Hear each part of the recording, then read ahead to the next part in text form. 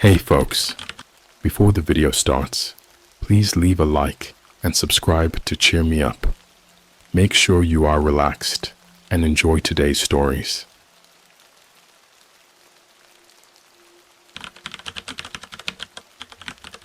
It started as a random curiosity. I'd heard people talk about the dark web for years, stories of bizarre forums, shady deals, and the kind of content you wouldn't find anywhere else. It wasn't exactly my thing, but I guess that night I was feeling reckless. Boredom does that to you. It was 2 a.m., and the regular corners of the internet weren't cutting it anymore. I'd been using Tor for a while, mostly just skimming through forums that felt like the Wild West of the internet. Most of it was pretty mundane, but occasionally you'd stumble upon something weird, something that made you question whether you should even be looking at it. That's how I found the file. It was buried in a discussion thread titled "Hidden Truths About Our Leaders." Not exactly an unusual topic for the dark web. Conspiracies about the government were a dime a dozen, but this one was different. There was no lengthy rant, no detailed explanation, just a simple message. Read the file. Everything you need to know is here. But be warned, they're watching. Underneath the post was a link to a download. Normally I'd have ignored something like that. Everyone knows not to click strange links on the dark web unless you want your system fried, or worse. But something about the post felt unsettling. It wasn't the typical paranoid ramblings of some conspiracy theorist. It was too short, too direct. Like whoever wrote it knew something important, something dangerous. I stared at the link for what felt like forever, debating whether to click it. My better judgment told me to leave it alone. But of course, curiosity won. I clicked the link. The file downloaded almost instantly. It was small, just a few megabytes, and when I opened it, all that was inside was a single document titled "The Control." It looked like a text file, nothing fancy, but when I opened it, the first few lines stopped me cold. They're not who you think they are. The people in charge, the ones making the decisions, they're not human.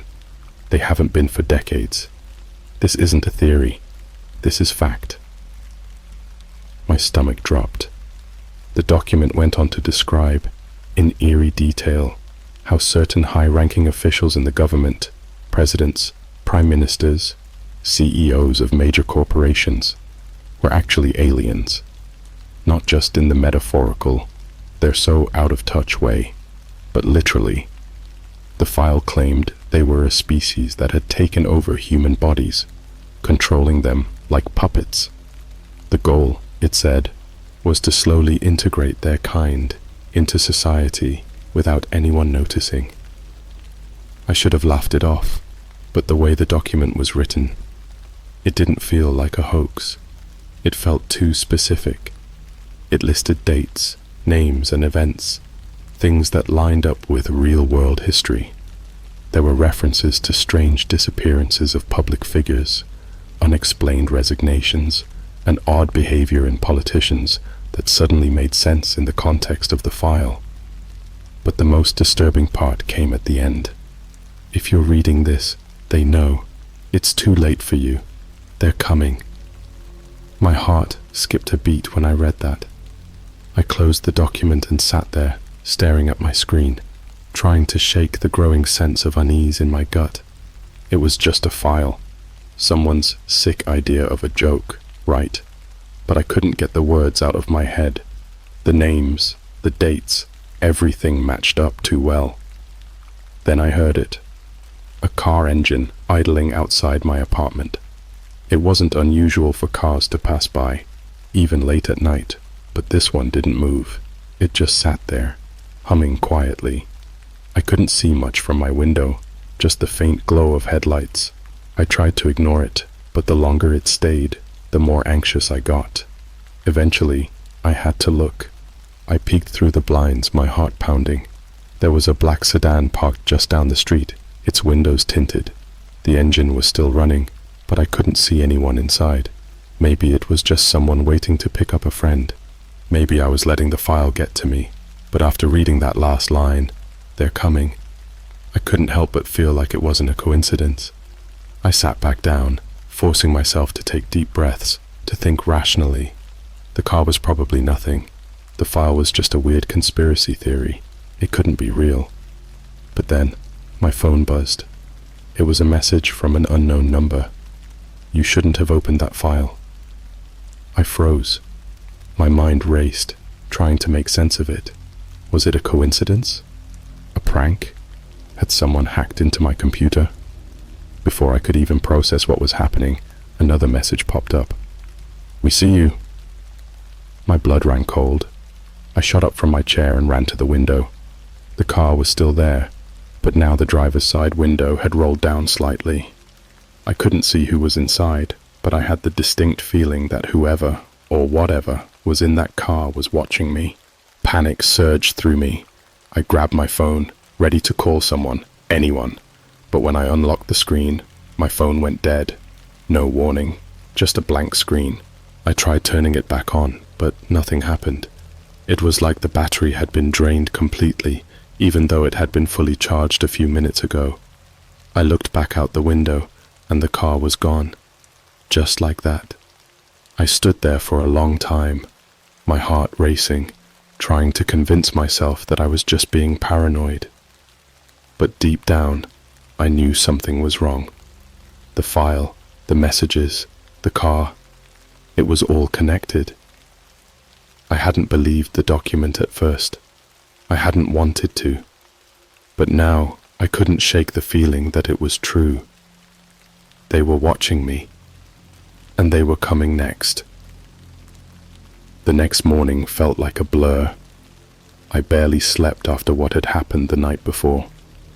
Every sound, every creak in my apartment had me jumping out of bed, half expecting to see that black car back outside, or worse, someone standing at my door.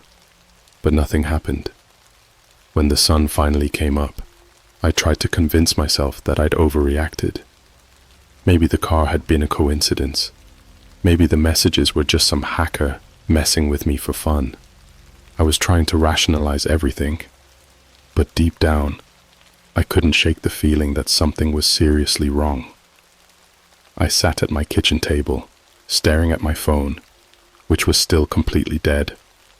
No amount of charging seemed to bring it back to life.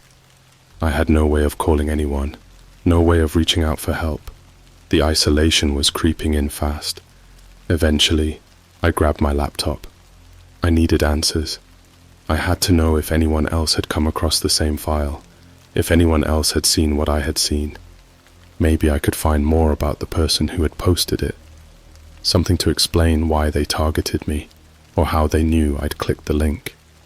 I opened my browser and tried to retrace my steps, heading back to the same forum where I'd found the link the night before. But it was gone. The entire thread had been wiped from the forum, like it had never existed. I scrolled through page after page, trying to find any mention of the control, or anything remotely similar. But there was nothing. Not a trace. Frustration built in my chest. How could an entire conversation just disappear like that? Forums on the dark web weren't exactly well maintained, but something about this felt deliberate, like someone had gone out of their way to make sure no one else could find it. I switched tactics, searching for keywords from the file instead. Names, dates, events that had been listed. I thought maybe they'd lead me to another corner of the internet, somewhere the information was still available. But what I found was even stranger. Every search result led to dead ends. Websites that were still active suddenly wouldn't load. Articles that should have been there were either gone or had been scrubbed clean of any mention of the people listed in the file. It was like someone had systematically erased everything connected to this conspiracy. I slammed my laptop shut, frustration and fear swirling in my gut. I was being shut out. I'd stumbled onto something I wasn't supposed to see, and now I was paying the price. As the day dragged on, I tried to go about my normal routine, but everything felt off. I couldn't focus. My thoughts kept returning to that file, those cryptic messages, the car that had watched me for hours. Was this how it started? Was this how they broke people down? By making them question everything until they didn't know what was real anymore. I spent the rest of the day at home, too afraid to leave my apartment, too paranoid to let my guard down. Every time I looked out the window, I half expected to see that black sedan parked on the street again. But it never came. Just before sunset, I received an email. It wasn't from anyone I knew, just a blank address with no subject. My heart sank as I opened it. Inside was a single sentence. They are already here. My stomach flipped. I didn't even have time to process the message before another email came through. This time, there was an attachment. No words, just a file waiting to be opened. I hesitated, my fingers hovering over the trackpad. Every part of me screamed not to click it. I knew, deep down, that opening this file would only dig me deeper into whatever mess I'd gotten myself into. But at this point, it was too late to turn back. I opened the attachment. It was a video file. The screen was grainy, like it had been shot on an old security camera. And at first, it didn't make sense. It showed what looked like a boardroom, clean, sterile, and lit by harsh fluorescent lights. There were about 10 people seated around a large table, all of them wearing suits, their faces blank and emotionless. But as I watched, I realized something was wrong. The way they moved, it wasn't right. It was too mechanical, too stiff. Their heads turned in perfect sync, their hands folded and unfolded on the table like they were following some unspoken command. It was unnerving. And then, one by one, they started to look directly at the camera, at me. The longer I watched, the more I felt a creeping sense of dread wash over me. Their eyes, there was something wrong with them. They were too bright, almost glowing in the harsh light, and they never blinked, not once. The video cut to black, and for a second, I thought it was over. But then the screen flickered back on, and this time, it showed something else. It was a still image of me. My breath caught in my throat. The photo showed me sitting at my desk, right where I was at that exact moment. The angle was from outside my apartment window, like someone had been watching me the whole time. I shot up from my chair, my heart hammering in my chest. I ran to the window and yanked the blinds open. The street outside was empty. No cars, no people. But that didn't make me feel any better. Someone had been there. Someone was watching. I stumbled back from the window, my mind racing. I couldn't stay here. Whoever, or whatever, was behind this knew exactly where I was. I needed to get out, to disappear before they found me again. But before I could make a move, there was a knock at the door. It was soft, barely a sound, but it sent a jolt of panic through me. I stood frozen in place, my breath shallow, as the knock came again, this time louder, more insistent. I backed away slowly, my eyes locked on the door. My phone was still dead, my laptop useless. I was completely cut off, alone. The knocking stopped, replaced by silence so thick I could hear my own heartbeat pounding in my ears. Then, from the other side of the door, I heard a voice. "We know you're in there." I backed further into the room, my body trembling. Whoever they were, they weren't leaving. They knew I was here. They had been watching me, tracking me. I was trapped. I stood frozen in place, staring at the door as the voice on the other side repeated, "We know you're in there." My mind was racing.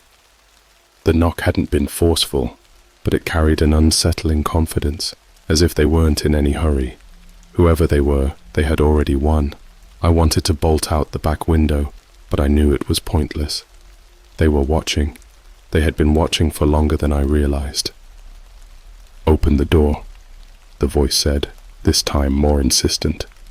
It wasn't a demand, but it carried an edge, like they were getting tired of waiting. I didn't move. My apartment suddenly felt like a cage, and I was the animal trapped inside.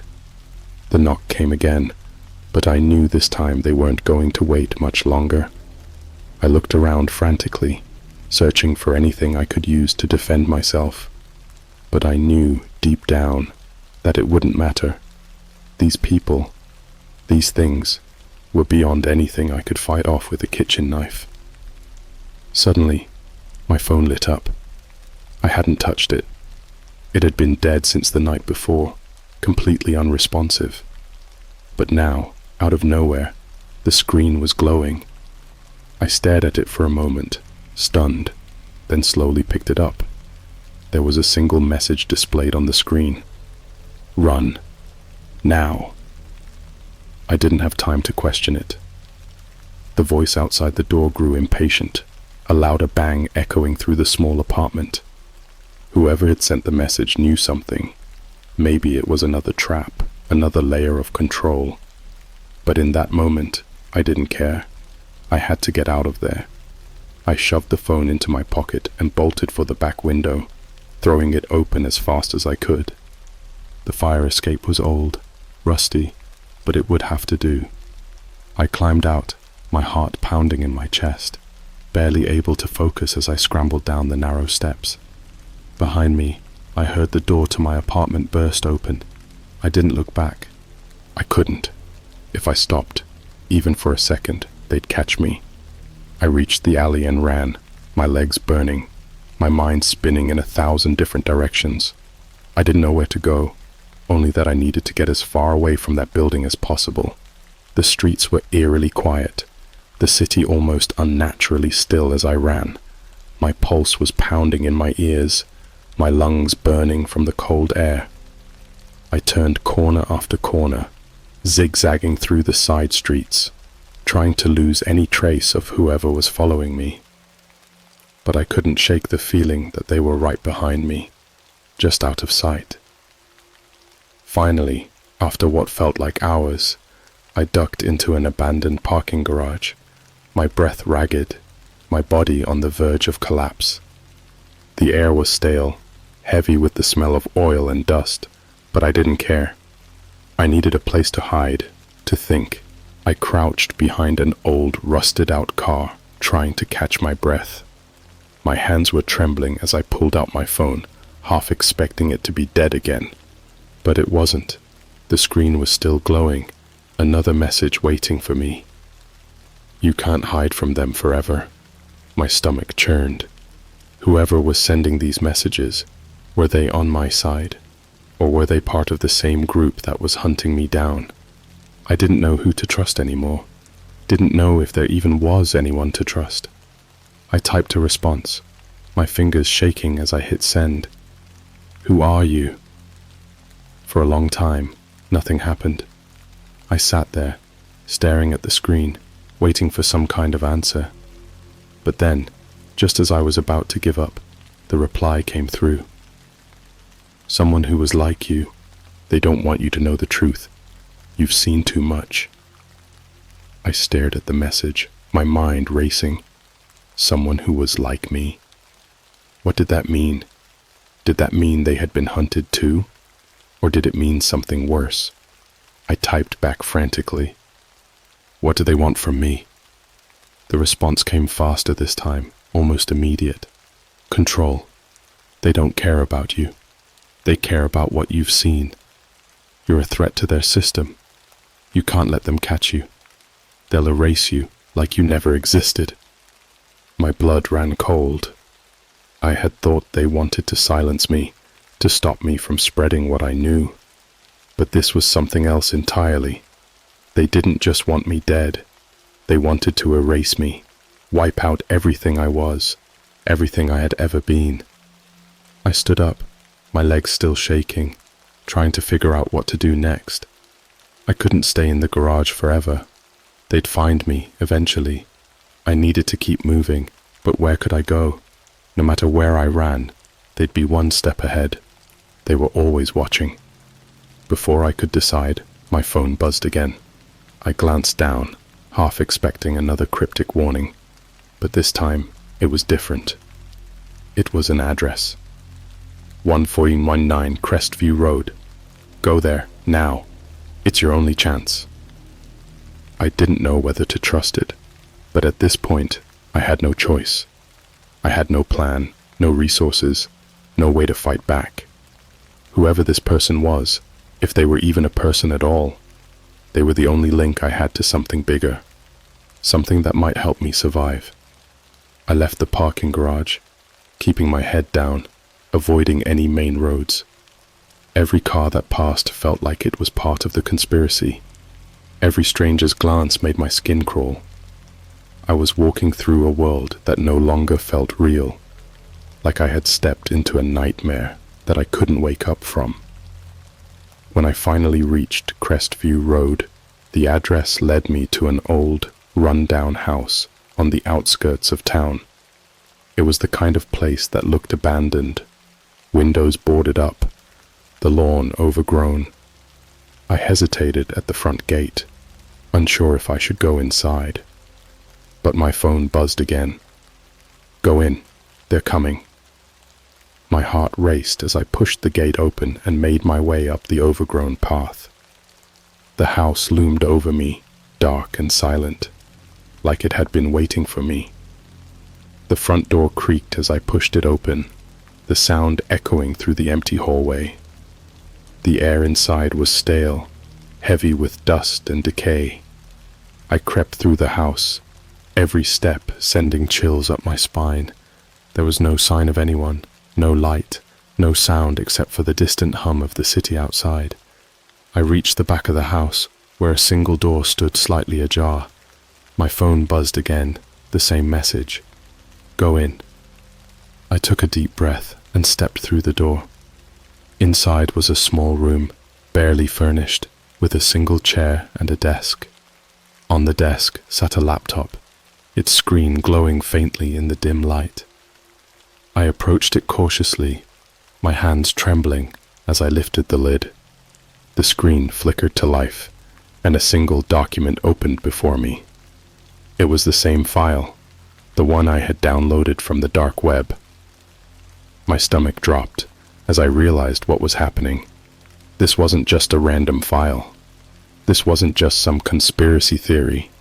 It was real, and now I was standing in the middle of it. The truth was right there in front of me, but I didn't have time to process it, because outside the house, I heard it. The sound of footsteps approaching. The footsteps outside were slow and deliberate, the sound echoing off the walls of the old house. My heart pounded in my chest as I stood frozen, staring at the laptop screen. The file was right in front of me, the same one that had started this nightmare, the one that had brought them to my door.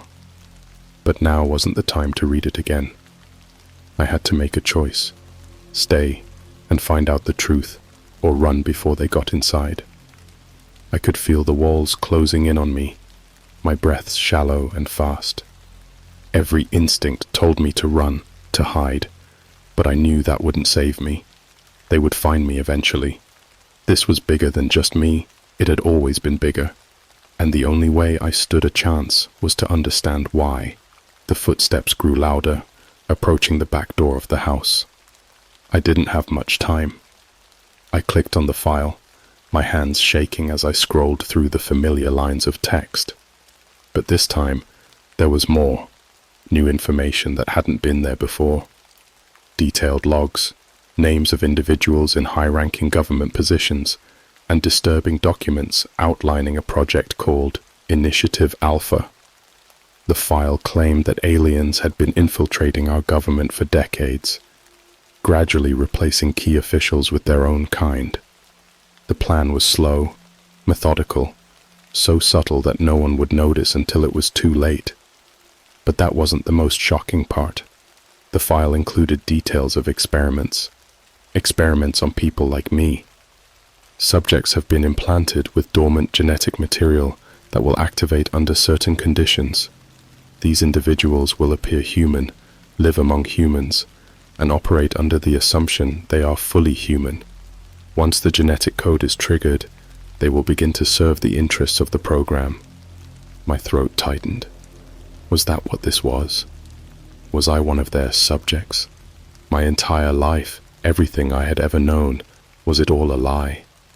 Had I been one of their creations from the start, just waiting for some trigger to turn me into something else? I scrolled further, desperate for answers, when I came across the final section of the file, a list of targets. My blood ran cold as I read the names. High-profile figures, politicians, business moguls, and then, at the very bottom of the list, my name. I stumbled back from the laptop, my head spinning. The knocking at the door had stopped. The house was eerily quiet, and for a moment I thought maybe they'd left. But then the door creaked open, just a crack, and I could hear the faintest whisper of voices. I had to move. I couldn't just stand there and wait to be captured. I grabbed the laptop, shoving it into my bag, and crept toward the back of the house. My body felt numb, my mind in overdrive. I could hear movement, soft, careful steps, like they were trying to corner me. They didn't need to rush. They knew exactly where I was. I slipped into a narrow hallway, my back pressed against the wall as I tried to steady my breathing. Every second felt like an eternity. I could hear them moving through the house now, their voices low and unintelligible, like a chorus of whispers just out of reach. As I edged closer to the exit, a thought struck me. Why hadn't they just stormed the house? They could have burst in, grabbed me, and ended this. But they hadn't. It was like they wanted me to find the file. Like this was all part of their plan. I reached the back door, my hand on the doorknob, when the whispers stopped. For a moment, everything went completely silent. No footsteps, no voices, just the steady hum of the city outside, muffled by the walls of the house. I held my breath, waiting. Then, a voice, a single voice, cut through the silence. Low, calm, and terrifyingly close. We don't need to hurt you. We just need you to come with us. I didn't turn around. I couldn't. My entire body was locked in place, every muscle tense. The voice wasn't angry. It wasn't forceful. But it carried an unshakable authority, like it already knew how this was going to end. Put the bag down, the voice said, still eerily calm. You don't need to run. You're already where you're supposed to be. I tightened my grip on the door, my mind racing. I could feel them behind me, whoever they were, watching me, waiting for me to make a move. What do you want from me? I asked, my voice shaking. The voice paused, as if considering the question. You're not important because of what you've seen. You're important because of what you are. The file, it wasn't meant to scare you. It was meant to activate you. I swallowed hard. What are you talking about? You felt it, haven't you? The voice continued closer now. The changes, the confusion, it's all part of the process. You're not just a witness. You're part of the plan. I felt a cold shiver run down my spine. This wasn't just about silencing me. They weren't trying to kill me. They were trying to turn me into something else. Without thinking, I twisted the doorknob and flung the door open, bolting into the night. My feet pounded against the pavement as I ran, my breath coming in ragged gasps. I didn't look back. I didn't need to.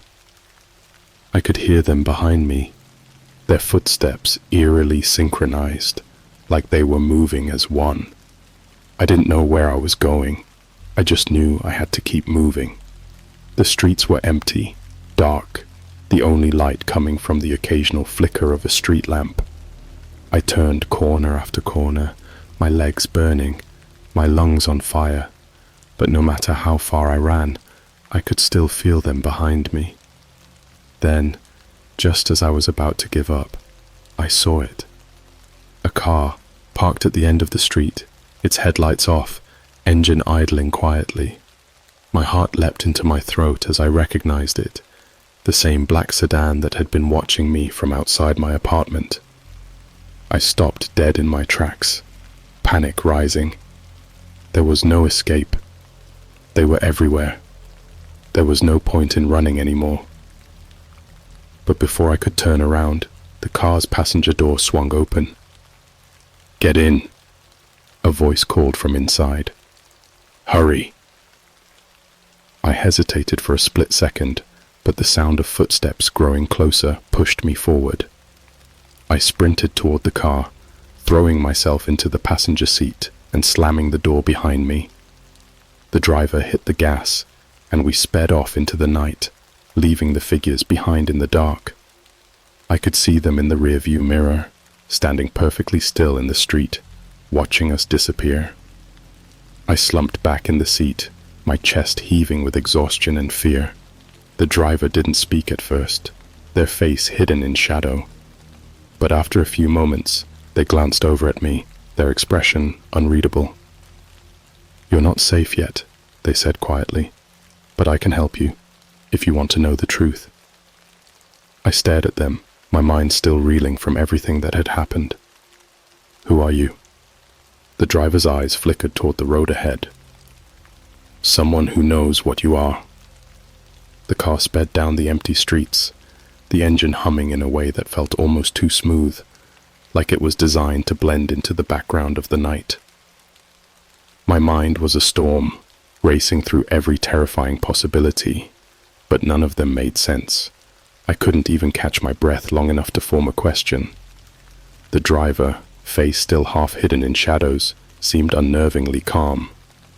Every now and then, they would glance at me, but their focus remained on the road. I could tell they knew more than they were letting on, but I didn't know if I could trust them.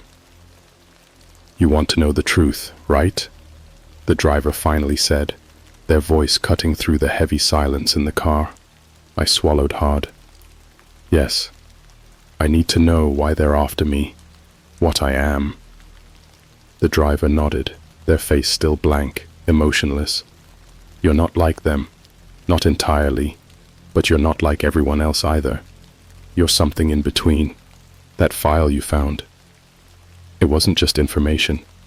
It was a trigger, a way to wake up the people like you." "Like me?" My voice cracked. I could feel the panic rising again. What does that even mean? Am I some kind of alien? Was I created? The driver took a deep breath, glancing at me before answering. "You're not fully human, no, but you weren't created in some lab. You've been living your whole life with this other part of you, sleeping inside. The file was designed to wake it up." I shook my head, trying to make sense of it. "What other part? What are you talking about?" "You have alien DNA," the driver said bluntly. "Not just you, many people all over the world. It's been integrated into the population for generations. Most people never know about it, never experience any changes. But the ones like you, the ones who see the file, they start to wake up. And once that happens, they come for you. They want to control the hybrids before they fully realize their potential." I sat there, stunned. Hybrids? So what? I'm some kind of sleeper agent for them? The driver's eyes flicked toward me, their expression unreadable. "Not yet. But that's what they want. That's why they've been watching you.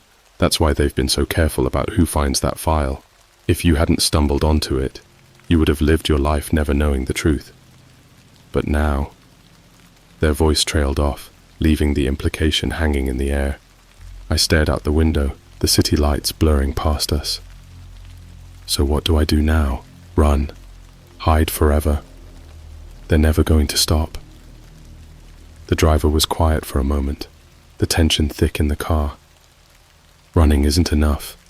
You need to understand what you're capable of. You're not just some pawn for them to use. You have power. And if you don't learn how to control it, they will.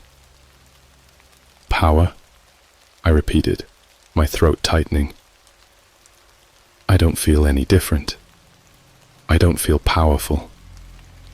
You will, the driver said, their voice low. The more you wake up, the more you'll realize. You'll start to notice things, small at first, like heightened senses or an increased awareness of your surroundings. But eventually, it'll be more, much more. I felt a chill crawl up my spine. And what if I don't want this? What if I don't want to be part of their plan? The driver's grip tightened on the wheel, their knuckles white. That's why I'm here, to help people like you, to give you a chance to fight back. But it won't be easy. They'll keep coming. They'll send more of them, stronger ones, and they'll do whatever it takes to bring you in. I stared at the driver, a mix of fear and anger boiling inside me. I didn't ask for any of this. I didn't want to be part of some alien conspiracy, to be hunted down and turned into a puppet for them. But I also couldn't just go back to my old life. Not after everything I'd seen. So what do? I asked, my voice barely a whisper. The driver glanced at me again, their expression softening. First, you learn. You learn what you are, and you learn how to control it. You need to stay hidden, for now. But once you've mastered it, once you understand what you're capable of, you fight. My hands trembled as I processed their words. Fight. Was that even possible? Could I stand up to whatever was coming for me? The thought of being chased forever, of constantly looking over my shoulder, made my stomach churn. The driver must have sensed my hesitation, because they added, "You're not alone.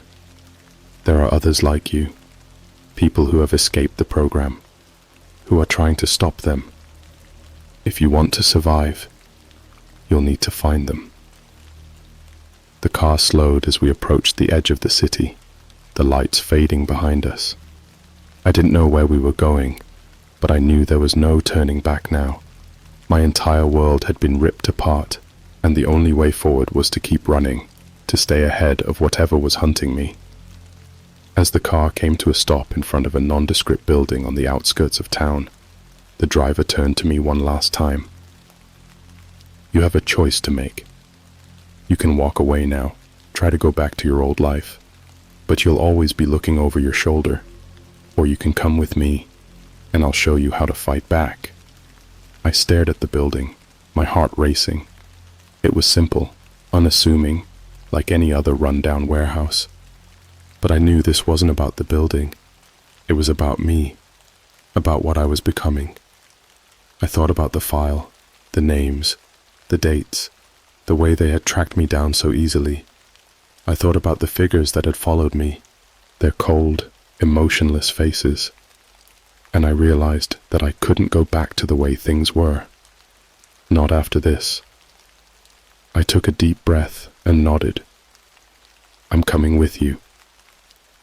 The driver smiled, the first real sign of emotion I'd seen from them.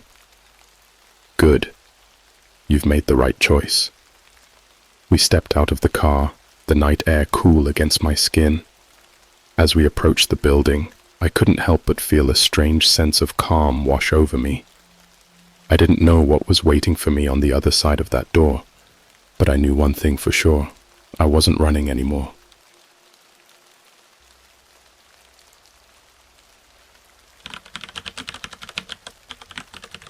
I never thought I'd be the type to get wrapped up in something like this. I mean, yeah, I've always been curious about the dark web. Who isn't at some point? The idea of a hidden part of the internet where anything could be lurking was just too tempting not to explore. But I never imagined I'd find something so dangerous. It started like most late-night deep dives do. I was bored, tired of the same YouTube rabbit holes and Reddit threads, so I decided to check out the dark web. I'd done it before, always using Tor and following the usual precautions. Mostly, I just browsed random forums and sketchy marketplaces. Nothing too crazy. I knew the risks, but I wasn't looking to buy anything illegal or stumble into something sinister. This time, though, something felt different. I came across a thread on a hidden forum, buried deep in a conversation about government conspiracies. Normally, I would have scrolled right past it, but something about the title caught my eye. They're here. The program we're not supposed to know about. I clicked, half expecting the usual tinfoil hat nonsense about lizard people or secret space stations. But what I found was disturbing. The post was short, just a few lines, but it mentioned a specific government program called Project Downright. According to the user who posted it, the program wasn't just about tracking alien activity, it was about communication, real communication. And the worst part, the program wasn't just a myth. They claimed to have seen proof. A link was buried at the bottom of the post. No description, no warning, just a single hyperlink leading to a download. My gut told me not to click it. Everything I knew about the dark web screamed that this was a bad idea, but curiosity got the better of me. And before I knew it, the file was on my computer.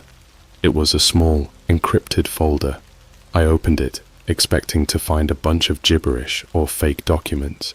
Instead, there were several video files and a single text document labeled Instructions. The text file was nothing special, just a brief explanation of how the program was designed to allow government agents to monitor alien signals and even intercept communications. But the videos, that's where things got weird. The first video was grainy, shot in what looked like a sterile underground bunker. Men in lab coats stood around a massive screen displaying unreadable data. I couldn't hear much, just muffled voices and the faint hum of machinery, but the atmosphere was tense. The camera panned to a small room with a glass window, and inside, something moved. I paused the video, my heart racing. Whatever was inside that room wasn't human. It was hard to tell what I was looking at, but there was a shape, tall, thin, with strange, elongated limbs. The figure stood perfectly still, like it was waiting for something. A chill ran down my spine. I skipped to the next video. This one was even worse. It showed what looked like an interrogation room. A man in a military uniform sat across from someone, or something, whose face was blurred out. The conversation was garbled, distorted, but there were words I could make out. Arrival. Transmission. They know we're listening. The video cut out abruptly, leaving me staring at a blank screen. I should have stopped there. I should have deleted the files, wiped my computer clean, and gone on with my life. But I didn't. I had to know more. I watched all the videos, each one stranger than the last. By the time I finished, it was nearly 3 a.m., and my room felt impossibly cold. I couldn't shake the feeling that I'd just uncovered something I was never supposed to see. That's when I noticed the light on my router blinking like crazy. I leaned in closer, trying to figure out what was happening. My internet connection had always been reliable, but now it was acting up, like someone, or something, was trying to access my network. I ran a quick check to see if anyone had logged into my system, but nothing unusual popped up. Still, the paranoia set in fast. I closed the folder, disconnected from the dark web, and shut my laptop. My head was spinning, and I needed sleep, but every time I closed my eyes, I saw those blurred out faces, heard the distorted voices, And that phrase, "they know we're listening," kept echoing in my mind. I tossed and turned for hours, but sleep never came. Eventually, I gave up and headed to the kitchen for some water. The house was dark and quiet, but there was something off about the silence. It felt heavy, like the air itself was thicker than usual. I glanced out the window, hoping the fresh air might clear my head. That's when I saw it. A black car, parked across the street. It was nothing special, just an old, nondescript sedan. But something about it felt wrong. It hadn't been there earlier. The headlights were off and the car was perfectly still, but I couldn't shake the feeling that someone was watching me from inside. I stared at the car for a long time, my stomach twisting with unease. Maybe I was overreacting. Maybe it was just some random car parked on the street like they always are. But then the driver's side window rolled down, just a crack, and a figure inside lit a cigarette. I didn't see their face, only the brief glow of the lighter, but it was enough. I backed away from the window, my heart pounding in my chest. The cold, sterile videos, the strange messages, the blurred out faces. It all clicked into place. Someone knew what I had seen. I didn't sleep at all that night. Every noise, every shadow, felt like it was creeping closer. I couldn't stop thinking about the car parked outside, and the fact that the men in those videos had warned about exactly this. The next morning, the car was gone. No tire marks, no sign that it had ever been there. But I knew what I saw. The files on my computer, the ones about Project Downright, were real. And now, it seemed, someone, or something, was coming for me. The next day was a blur. I couldn't focus. Every time I closed my eyes, I saw that black car, the cigarette's glow cutting through the dark, the way it felt like someone was watching me. I tried to convince myself it was just paranoia, that I was reading too much into everything. But deep down, I knew something was wrong. I went through my usual routine, hoping that sticking to normalcy would calm me down. It didn't.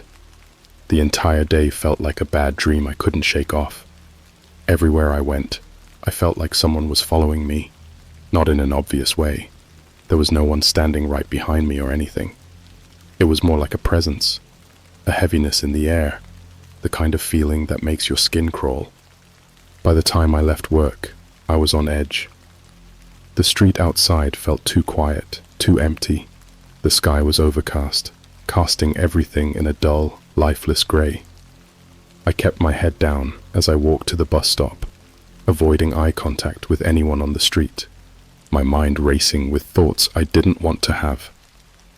Then I saw it again. The black car. It wasn't parked this time. It was slowly cruising down the street, just a few cars behind me. My stomach tightened, and my breath quickened. I told myself it was just a coincidence. It had to be. There were tons of black cars in the city. But when it passed me, I caught a glimpse of the driver. It was the same man from last night. I was sure of it. He wore dark sunglasses, and his face was expressionless, like a mannequin or someone who had practiced looking inconspicuous. His gaze didn't shift as he drove by, but I felt his eyes on me, burning through those dark lenses. I stopped in my tracks, my heart pounding, my palms sweaty. I had two choices: keep walking, pretending like nothing was wrong, or confront this head on. I chose the coward's path. I took the bus. I sat by the window, my eyes glued to the street, watching for the car. But it didn't follow me, and for a moment, I thought maybe I had imagined the whole thing. Maybe it was all in my head, just my nerves getting the better of me after seeing those videos. But as the bus pulled away, I saw the car again, parked a few blocks down, the driver still inside. He wasn't looking directly at me, but it didn't matter. He didn't need to. I got home that evening, my body buzzing with anxiety. The apartment felt different now, smaller, like the walls were closing in. I pulled the curtains shut, double-checked the locks on my door, and paced around the room, trying to calm myself down. But I couldn't stop thinking about the videos. Those files I had downloaded, they were the key to this. I needed to know more. I sat at my computer, hesitating for a moment before opening the folder again. The encrypted files were still there, untouched. But something was off. The folder was larger than before. More files had appeared. That didn't make sense. I hadn't downloaded anything new, and I hadn't been online since the night before. I opened the folder and found a new video file. It wasn't like the others. This one was short, only a few seconds long, and it didn't have a name, just a string of numbers and letters. I clicked it, half expecting some corrupted footage or random noise. Instead, it was a video of me. I froze. It had been filmed from the street, through the window of my apartment. The angle was low, like someone had crouched behind a parked car to film me. I was sitting at my desk, staring at the screen, completely unaware. My hands went cold. This wasn't a joke. Someone had filmed me last night, while I was watching those files. I slammed the laptop shut, my mind racing. Who was doing this? The men in black? The government? I had no idea what I was up against, but it was clear that whatever I had stumbled onto was real. And now, they knew I knew. The night passed in a blur of paranoia and half-sleep. Every sound outside made me jump. Every car that passed felt like a threat. I stayed away from the windows, convinced that any moment I'd see that same black car parked outside again, but it never came. The next morning, I woke up groggy and disoriented. My phone buzzed, and I grabbed it, half expecting another ominous message or strange photo, but it was just my bank notifying me of a strange charge. My stomach tightened. The notification said that a large sum of money had been withdrawn from my account. Confused and panicking, I logged into my bank's website. Thousands of dollars were missing, all withdrawn through some account I didn't recognize. It was like my life was unraveling, piece by piece. I knew it wasn't just random fraud. It had to be connected to what I found. This was a warning, a way of showing me that they could get to me whenever they wanted. But the worst part came later that afternoon. I was sitting at home, trying to figure out what to do next, when there was a knock at the door. It was a loud, deliberate knock, the kind that sends a shiver down your spine. My heart raced, my body tensing. No one ever came to my door unannounced. I hesitated, standing a few feet away, staring at the door like it might open on its own. Another knock. I crept closer, peeking through the peephole, and felt my blood run cold. Two men in black suits stood just outside. Their faces were blank, expressionless, and their eyes, hidden behind dark sunglasses, seemed to be scanning the hallway, almost like they were waiting for me to make a move. I backed away from the door, my breath shallow. They weren't here to sell me anything. They weren't lost or looking for directions. They were here for me. My phone buzzed again, and I glanced down, dread settling in as I saw the message. Open the door. We need to talk. My mind raced. How did they have my number? How did they know I was home? Every instinct screamed at me to stay silent, not to let them know I was inside, but they already knew. I stood frozen, heart pounding, waiting for the inevitable. The knocking stopped. For a moment, there was nothing but the suffocating silence of the apartment. Then, without a word, they turned and walked away. I let out a breath I didn't realize I was holding, but the relief didn't last long. They hadn't gone far. They were just waiting, watching. This wasn't over, not by a long shot. I stood there for what felt like an eternity, staring at the door, my mind racing. The two men in black had just walked away, but I knew they hadn't really left. They were somewhere close, waiting, watching. I grabbed my phone, my hands shaking, and scanned through my contacts. Who could I call? Who would even believe me? I couldn't explain this to anyone without sounding crazy. I'd stumbled onto something far bigger than I realized, and now I was being hunted. I decided to lie low for a few days, staying inside as much as possible, avoiding any unnecessary trips outside. I kept the curtains closed and checked the door every few minutes, terrified that those men would come back. My heart would jump at every knock or creak, convinced that the next time they showed up, they wouldn't just walk away. 3 days passed like that. I didn't sleep. I barely ate. I kept checking my bank account, hoping the charges would stop, but more and more money was vanishing. It wasn't just about the money, though. It was like they were tightening a noose around me, slowly cutting off my options. By the 4th day, I couldn't take it anymore. I needed answers. I couldn't just sit in my apartment, waiting for something terrible to happen. There was no way I could face those men directly, but maybe, just maybe, I could find out who was behind them. The files I'd found on the dark web were the only clue I had, so I figured it was time to dive deeper. I hesitated before turning my computer back on, fully aware of the risk I was taking. If they had tracked me once, they could do it again. But I had no other choice. If I was going to get out of this, I needed to know what Project Downright was. As soon as I logged in, I started searching for anything I could find on the program. Of course, most of the results were garbage. Conspiracy theories, old UFO sightings, and the usual fringe nonsense. But buried beneath all of that, I found a forum thread discussing military projects and covert government operations.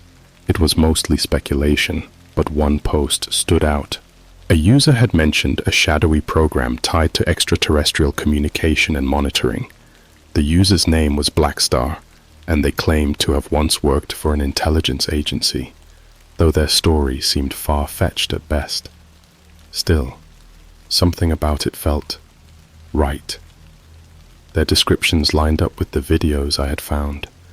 They mentioned alien transmissions, strange frequencies, and more importantly, the existence of a specific team tasked with neutralizing anyone who got too close to the truth.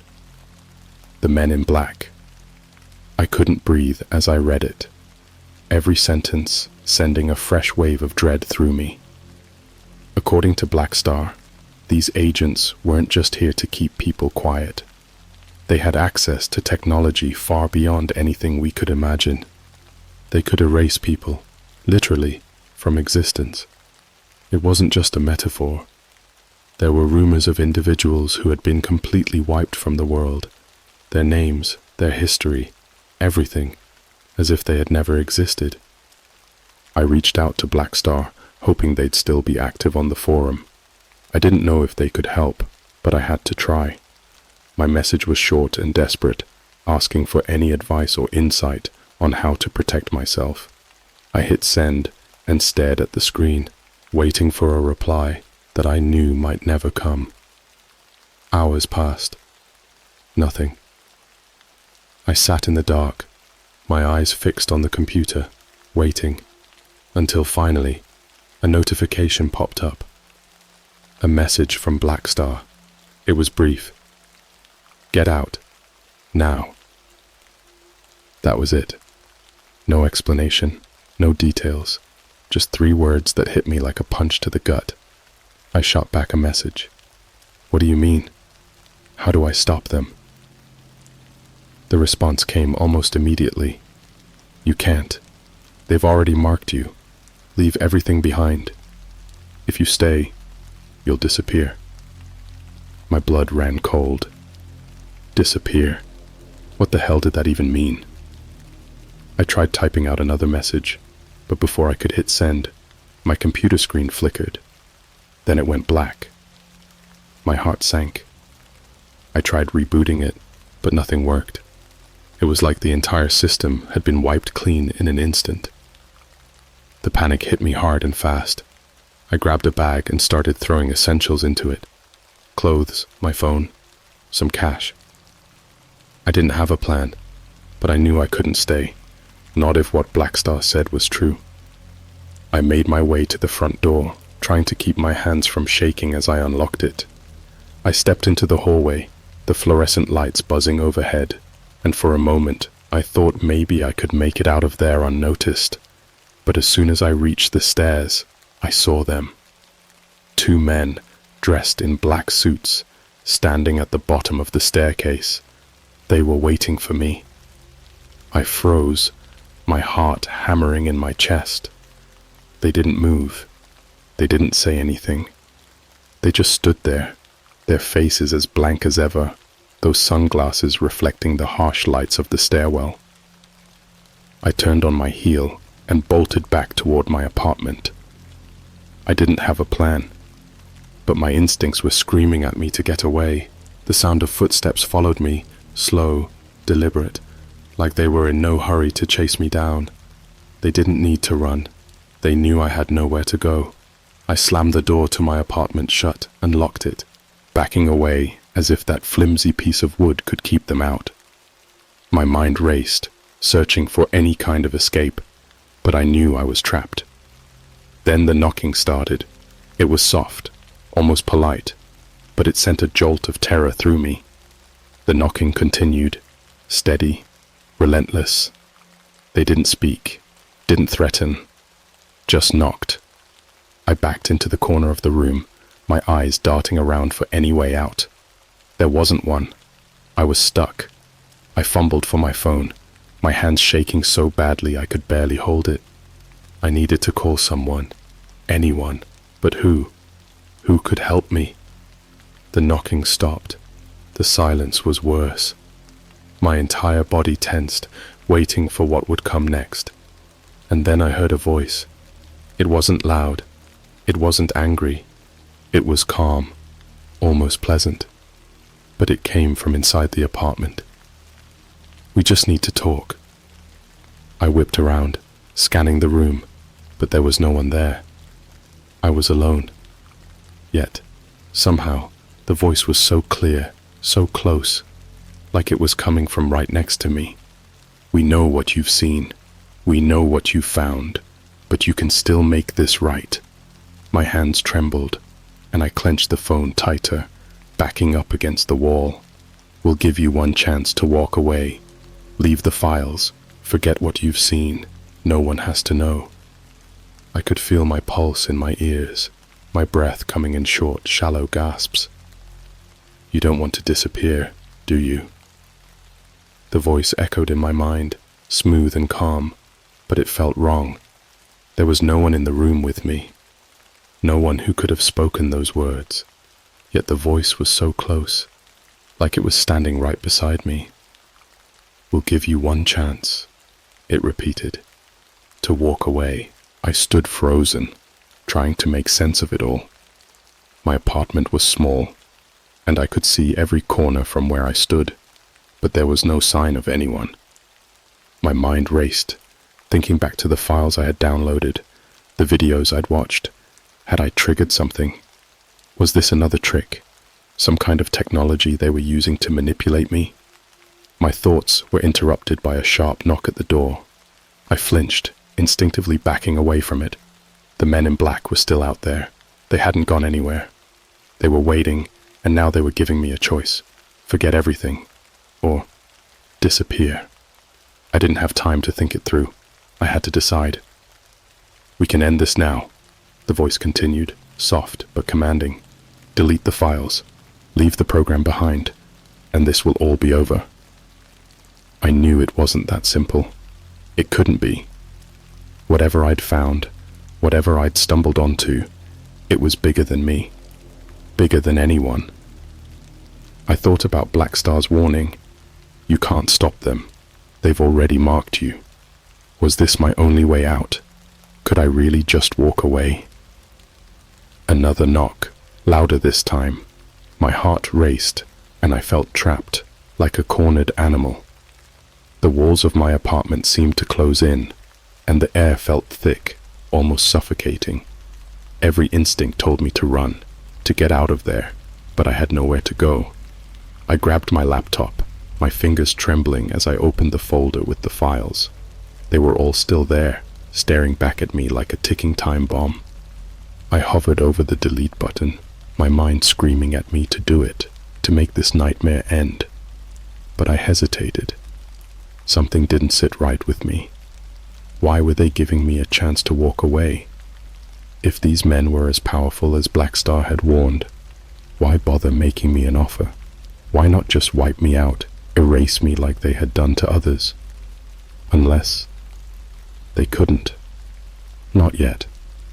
I realized then that I had something they wanted. The files, the videos. They couldn't take them by force. Or maybe they didn't want to risk exposing themselves by doing so. But whatever the reason, they needed me to get rid of the evidence. And that gave me power. I closed the laptop without deleting anything. My hands were shaking, but my mind felt clear for the first time in days. I wasn't going to give in, not like this. I took a deep breath and approached the door. The knocking had stopped, but I knew they were still there, waiting for my decision. My heart pounded in my chest as I pressed my ear to the door, listening for any movement. Silence. I gripped the doorknob, my pulse racing. If I opened the door, I had no idea what would happen next, but I couldn't stay locked in my apartment forever. I needed to face them. I needed to know who or what was stalking me. With a deep breath, I turned the handle and slowly opened the door. The hallway was empty. No men in black. No shadowy figures lurking in the corners. Just the quiet hum of the fluorescent lights overhead and the distant sounds of the city outside. I stepped into the hallway, half expecting someone to jump out at me, but nothing happened. I walked down the corridor, my heart still racing, until I reached the stairwell. I peeked over the railing, scanning the steps below for any sign of movement. Still nothing. Had they really just left? It didn't make sense. They wouldn't just give up. I knew that much. But as I made my way down the stairs and out into the street, there was no sign of them. The black car was gone. The men in suits had vanished, but the unease stayed with me.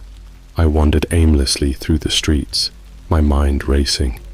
What had just happened? Why had they backed off?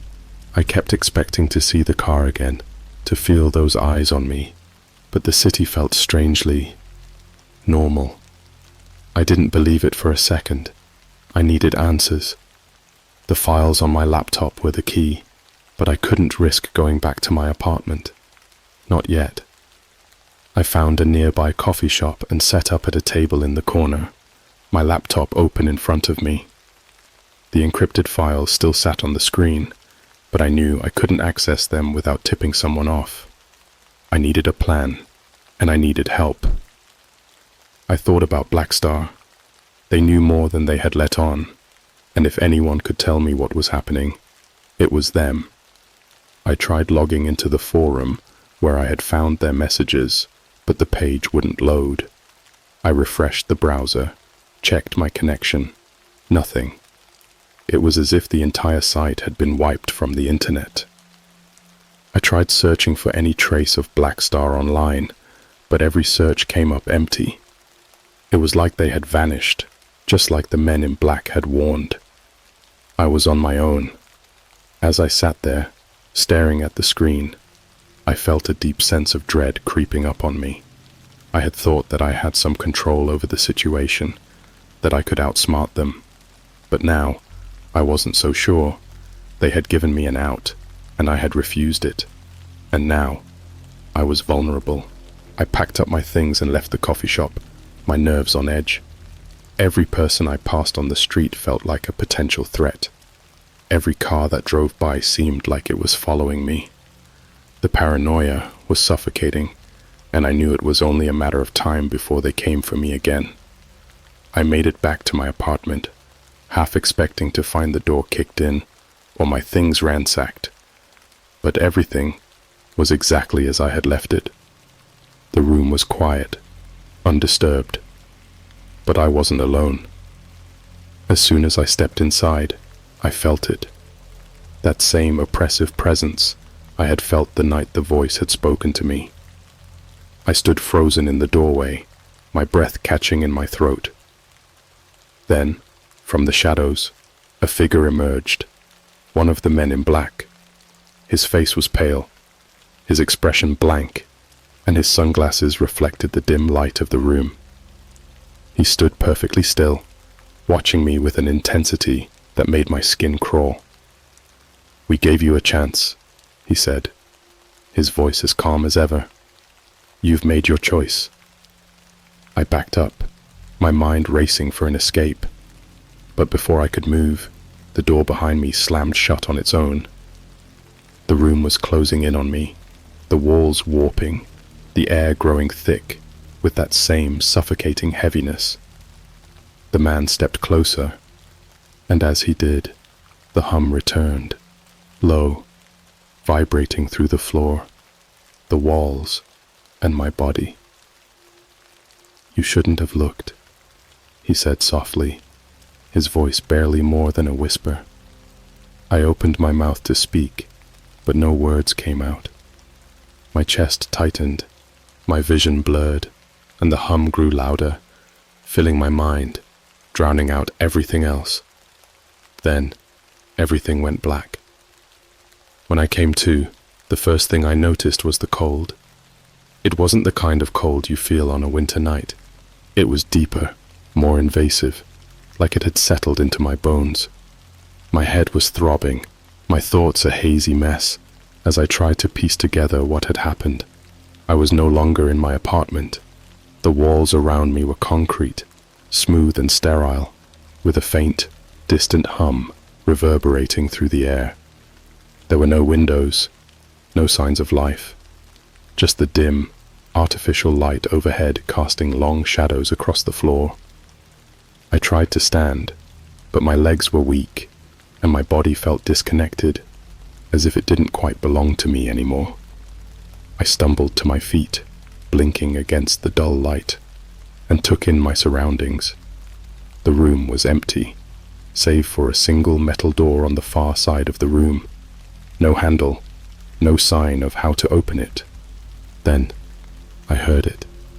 Footsteps, slow, deliberate, echoing down the corridor outside the door. My heart raced, and I backed into the corner, hoping, praying, that whoever or whatever was out there wouldn't find me. But the footsteps stopped right outside the door. A moment of silence. Then, the door slid open with a soft hiss, and two figures stepped into the room. It was them, the men in black. They looked the same as before, impossibly still, their faces emotionless, hidden behind those reflective sunglasses. The air in the room shifted, growing heavier with their presence. I could feel it pressing down on me, suffocating me, just like before. The taller of the two men spoke, his voice as cold as the air around us. "You shouldn't have run." My mind was spinning, but I couldn't form the words to respond. I knew there was no point in asking questions. They weren't here to answer. They were here to finish what they had started. The other man stepped forward, and I could feel the hum growing louder, vibrating through the walls, through the floor, through me. It wasn't just a sound anymore. It was alive, filling every inch of the room, crawling under my skin. "We gave you a choice," the taller man said, his voice calm, almost indifferent. "And now, you must face the consequences." I backed away, my heart pounding in my chest. I wanted to fight, to run, but I couldn't move. My body was frozen, locked in place by the weight of their presence. The hum was in my head now, twisting my thoughts, clouding my mind. It was like they were inside me, controlling me. The shorter man reached into his jacket and pulled out a small device, something sleek, metallic, and unfamiliar. He held it out in front of him, and the hum intensified, shaking the very air around us. "This is how it ends," he said, his voice almost soothing. "There's no escaping it." I felt a sudden surge of panic, my instincts screaming at me to do something, anything, to stop what was happening. But I was powerless. The device in his hand flickered to life, glowing with a faint, unnatural light, and I knew, deep down, that whatever it was meant to erase me, to make me disappear, just like Blackstar had warned. The hum reached a deafening pitch, and I closed my eyes, bracing for whatever came next.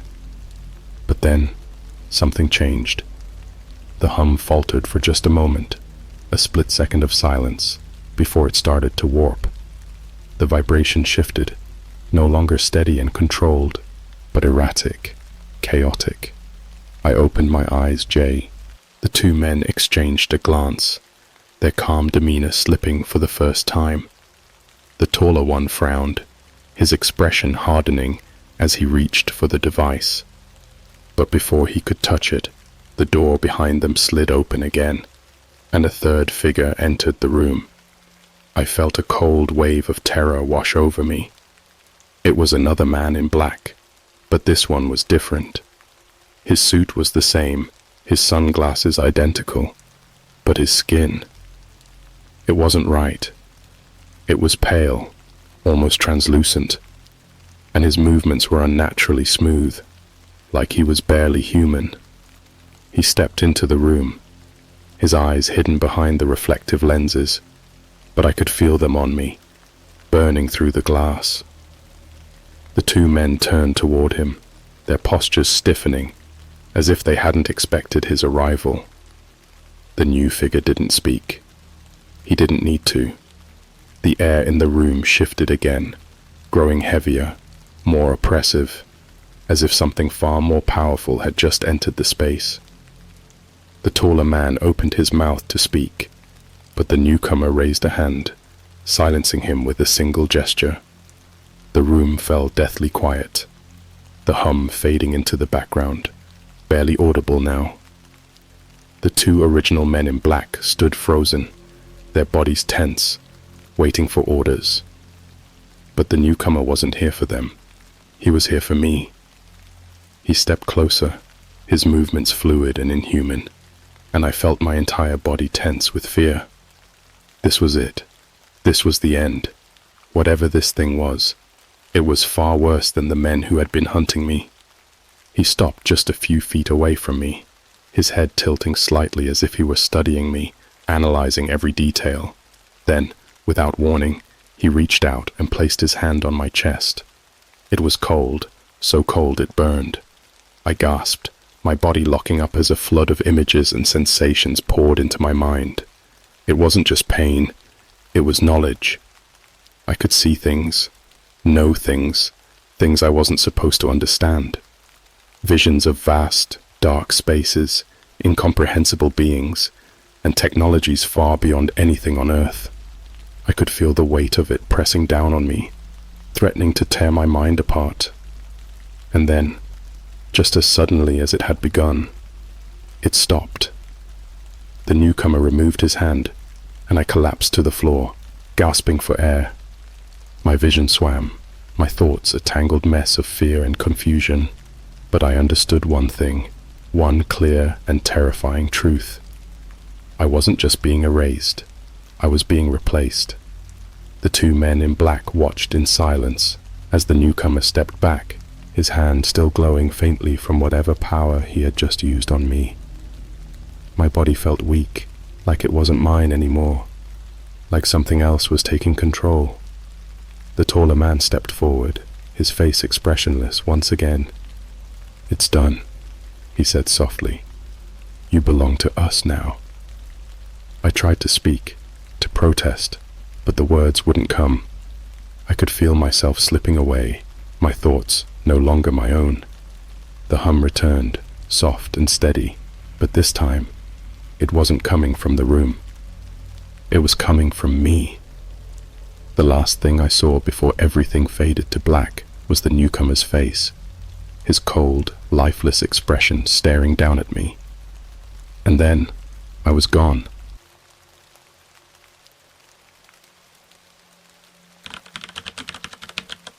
It started like most bad decisions do, late at night, when I was bored and scrolling through the usual dark corners of the internet.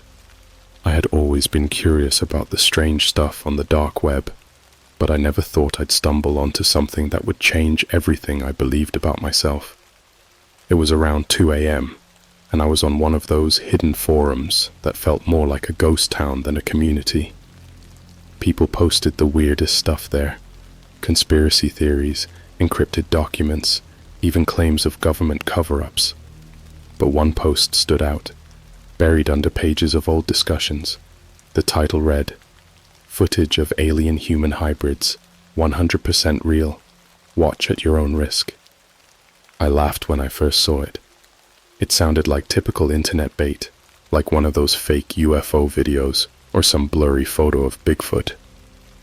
But something about the post pulled me in. It wasn't flashy. It didn't scream for attention.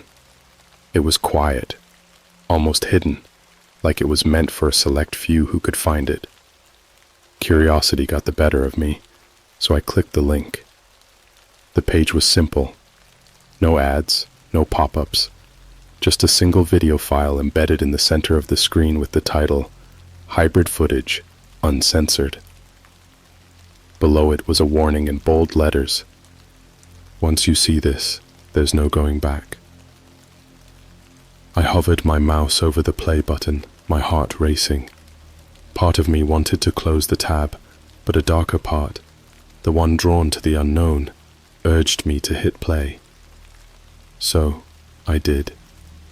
The screen went black for a moment before the video started. It wasn't like anything I'd ever seen. The footage was grainy, like it had been shot on an old security camera in a lab or some kind of facility. The room was sterile, white walls, metal tables, and harsh fluorescent lighting that buzzed faintly through my speakers. There were people in the room. At least, I think they were people. They were wearing lab coats, moving around the room in precise, calculated motions, like they had done this 1,000 times. Then I saw it. Lying on one of the metal tables was something. At first, it looked like a human, its shape, its size. But the longer I stared, the more I noticed how wrong it was. Its limbs were too long, its skin too pale, almost translucent. There was something off about its face, too. It was human, but not quite. The eyes were larger than normal, black and glassy, like they were reflecting too much light. And its mouth wasn't right. It was too small, too narrow, like it hadn't been made for speaking. I felt a shiver crawl up my spine. My stomach turned, but I couldn't look away. The scientists, or whatever they were, moved around the creature, hooking it up to machines, checking its vitals. There was no sound except for the hum of the equipment and the occasional beep of a monitor. The creature didn't move. It just lay there, its chest rising and falling in shallow, mechanical breaths. Then, without warning, one of the scientists leaned over and peeled back the skin on the creature's arm. I nearly gagged. It wasn't like peeling skin from a human. It was more like removing a layer of plastic. Beneath the skin, there were wires, thin and metallic, running along its bones like veins. The scientist seemed unfazed, continuing the process as if this was routine. I couldn't breathe. The camera zoomed in on the creature's face, its dead, black eyes staring straight ahead. But for a moment, just a fraction of a second, its gaze shifted. Its eyes moved, locking onto the camera. I swore it was looking at me. I slammed my laptop shut, my heart pounding so hard I thought it might burst out of my chest. I felt sick, like I had seen something I wasn't supposed to, something that was never meant to be witnessed by anyone outside that room. I tried to calm myself down, telling myself it was just some elaborate hoax, a creepy short film made to scare people like me. But the more I thought about it, the less convinced I became. The footage wasn't like anything I had ever seen before. It was too real, too detailed. It wasn't just a fake alien autopsy video. I couldn't shake the image of those black, glassy eyes staring through the screen, staring at me. For the next few days, I couldn't stop thinking about the video. I tried to put it out of my mind, but it was like an itch I couldn't scratch. Every time I closed my eyes, I saw that creature lying on the table, its hollow face, its too thin limbs. I started having nightmares, vivid dreams where I was in that lab, lying on the table, the scientists peeling back my skin, revealing something beneath that wasn't human. I woke up in a cold sweat every night. It wasn't just the dreams, though. I started noticing things about myself. Small things at first, like the way my skin looked under certain lights, too pale, almost translucent, like the creature in the video, or how my reflection in the mirror seemed off. It was subtle, but I could see it, the shape of my face, the way my eyes caught the light. Something wasn't right. I told myself I was being paranoid, that the video had just gotten under my skin, but the feeling wouldn't go away. It lingered, growing stronger with each passing day, until it became impossible to ignore.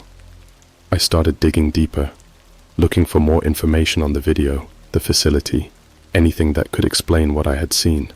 But there was nothing. The post on the dark web had vanished. The entire forum was gone, like it had never existed. I tried searching for the file on my computer, but it wasn't there.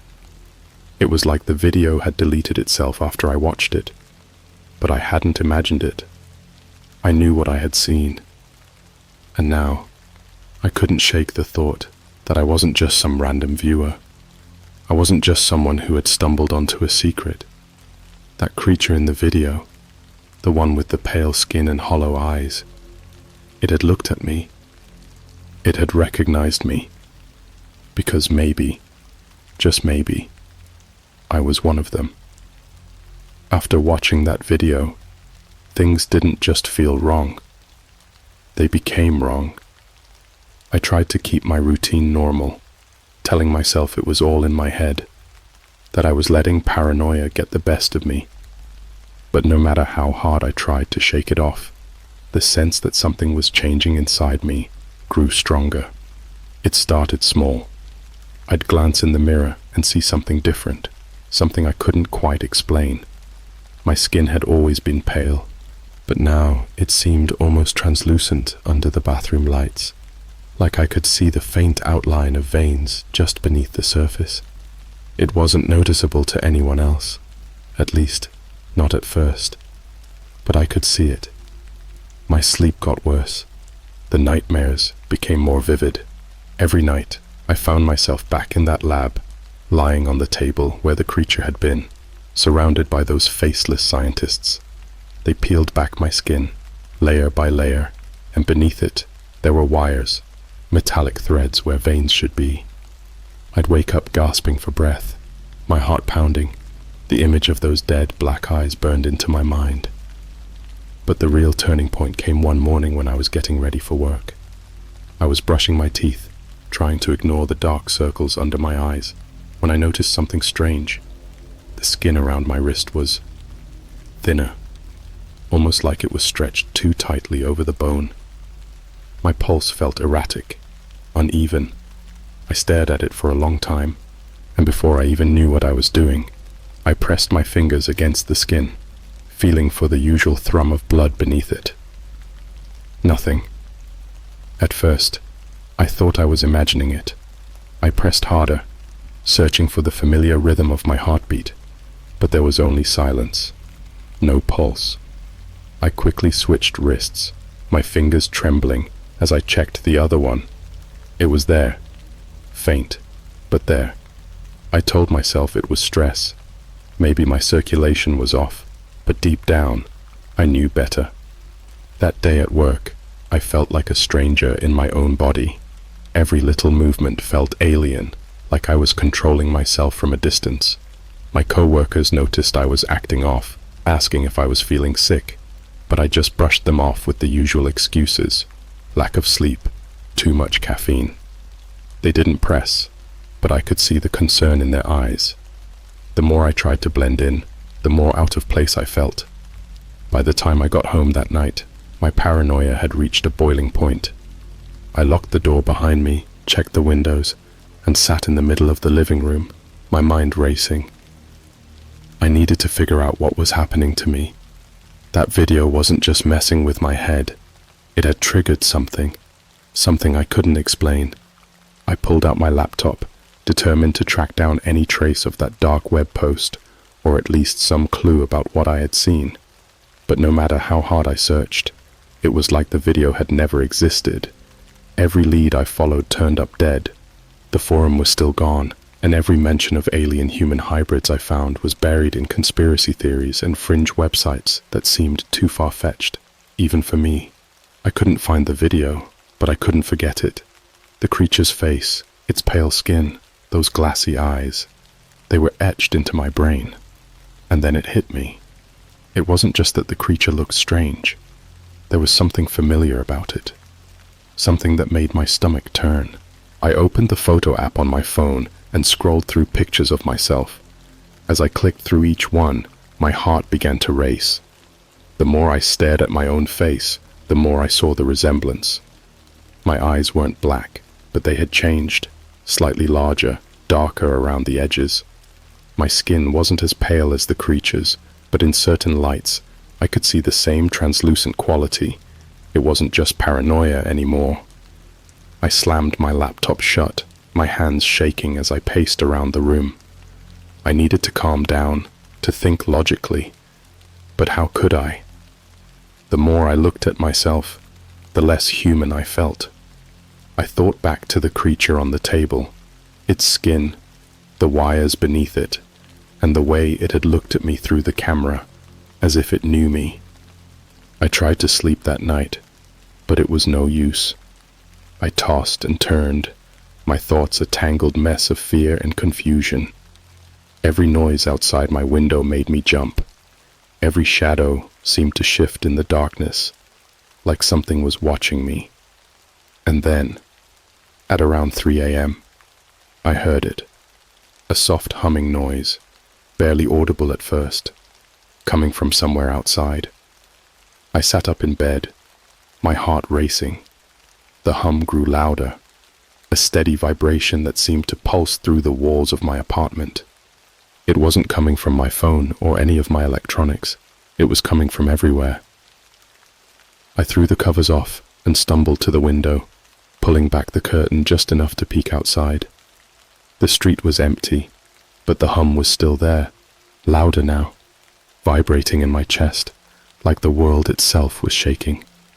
Then I saw it. A car, parked at the end of my street, its headlights off, sitting in the shadows. There was something off about it, something that made my skin crawl. I couldn't see the driver, just the faint outline of a figure sitting behind the wheel, watching. I backed away from the window, my heart pounding in my chest. The hum grew louder, filling my apartment with its steady, mechanical rhythm. It felt like it was inside me, vibrating through my bones, syncing with my heartbeat. Or maybe replacing it. I sat down on the floor, my back against the wall, trying to catch my breath. I couldn't shake the feeling that something was coming for me, that the changes I had noticed were only the beginning. The car outside wasn't just a coincidence. Whoever was in it knew what was happening to me. I didn't know what to do, who to trust, or how to stop whatever this was. All I knew was that I wasn't the same anymore. I wasn't me anymore. I didn't sleep that night. I couldn't. The hum was relentless, vibrating through the walls, through my body, And that car, it stayed parked at the end of the street, silent and still, like a predator waiting for the right moment to strike. Every instinct screamed at me to get out of my apartment. But where would I go? I couldn't outrun this. Whatever was happening to me, it was inside me. It was changing me, and I had no idea how far it would go. I spent the rest of the night pacing around the apartment, checking the windows, and trying to convince myself that I still had control. But as the hours dragged on, I realized I couldn't keep pretending everything was normal. Someone, was watching me, and they knew more about what was happening than I did. By the time the sun came up, the hum had faded, but the car was still there. I stood by the window, staring at it, half expecting the figure inside to step out, but they didn't. They just sat there, like they were waiting for me to make the next move. I couldn't stay here any longer. Grabbing my bag, I threw in a few essentials, cash, my laptop, anything that might help me figure out what was happening, and bolted for the door. My heart was pounding as I ran down the stairs and into the street, the morning air cold and sharp against my skin. The car didn't move. The driver didn't react, but I could feel their eyes on me as I turned the corner and disappeared into the crowd. I didn't have a destination in mind. I just needed to get as far away from that apartment, from that car, as possible. I wandered through the city for hours, my mind racing with questions I couldn't answer. Who were these people? What did they want? And more importantly, what was I becoming? I ducked into a small cafe on a quiet street, hoping to collect my thoughts and figure out my next move. I ordered a coffee, trying to blend in with the normalcy of the morning rush, but every time I caught my reflection in the window, my stomach twisted. My face was pale, my eyes darker than they had ever been, and no matter how much I tried to convince myself it was just the lighting, I couldn't shake the feeling that I was changing. Physically, I sat in the back of the cafe, far from the windows, and pulled out my laptop. I had to dig deeper. There had to be something I missed, some clue about the video, about the hybrid creature, something that would explain what was happening to me. But no matter how hard I searched, I came up empty. Every forum, every dark website that had once mentioned the video was gone. I was beginning to feel like a ghost, lost in a world that didn't make sense anymore. And then, just as I was about to give up, a message popped up on my screen.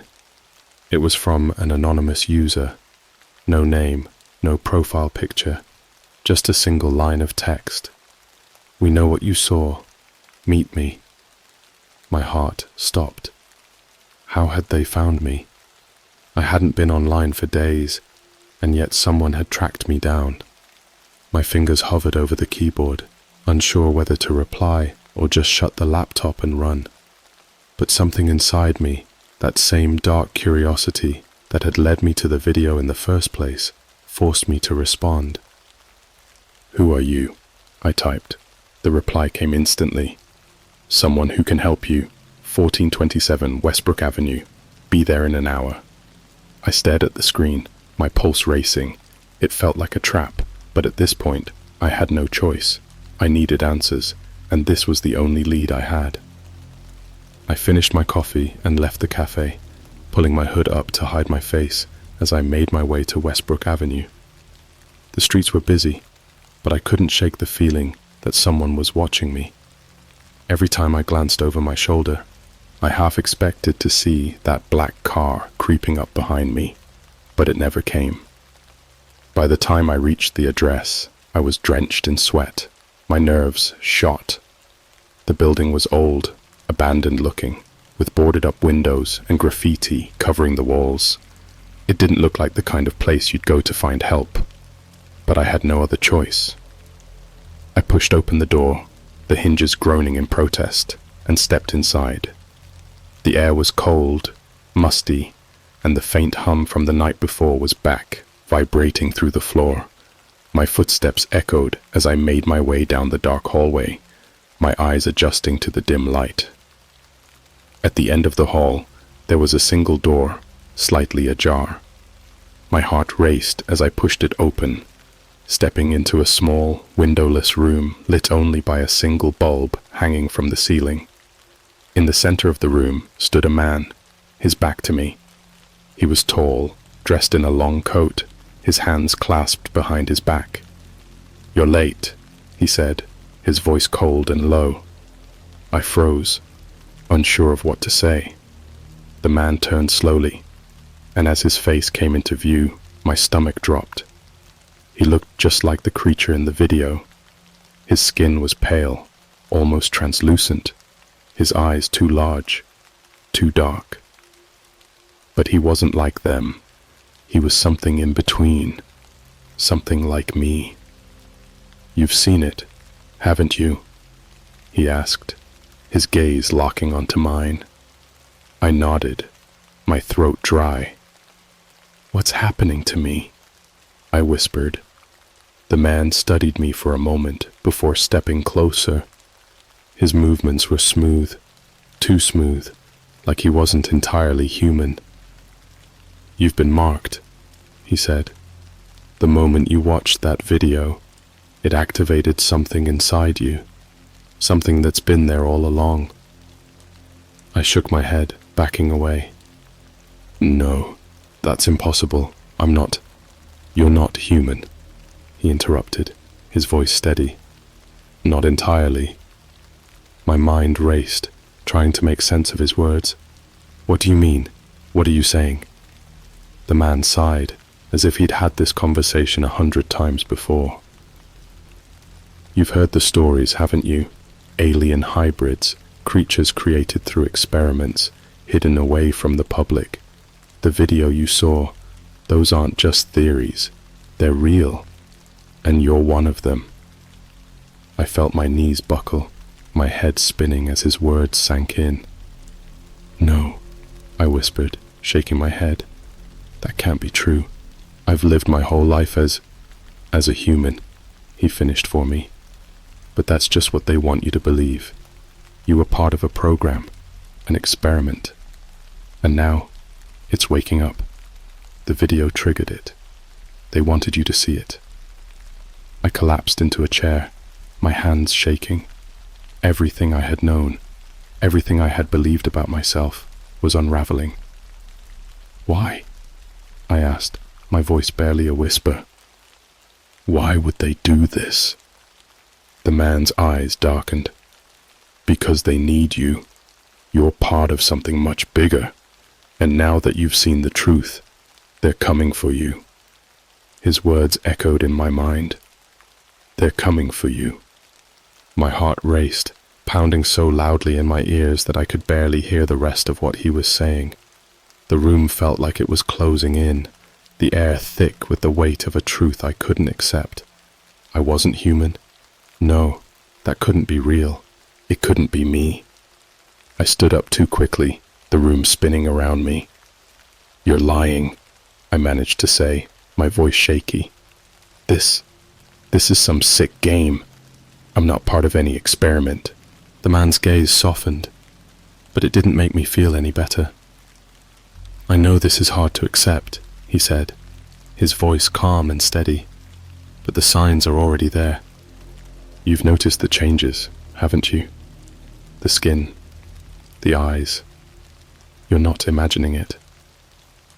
I wanted to argue, to scream that he was wrong, but deep down, I knew he wasn't. The pale skin, the strange hum, the nightmares. They were all pieces of a puzzle I hadn't been able to put together, until now.